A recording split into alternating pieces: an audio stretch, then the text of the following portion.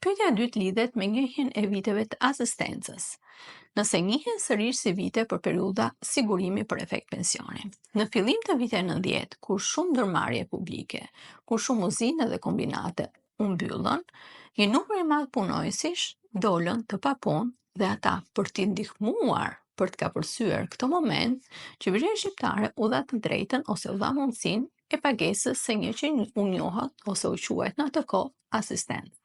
Por këto vite, edhe pse nuk janë vite pune, po janë vite asistence si pasojë e mungesës së punës të ofruar nga këto kompani publike, ose kompani në këtë rast ndërmarrje shtetërore, atëherë në këtë rast ligji ju jep të drejtën që këto vite që kanë qenë vite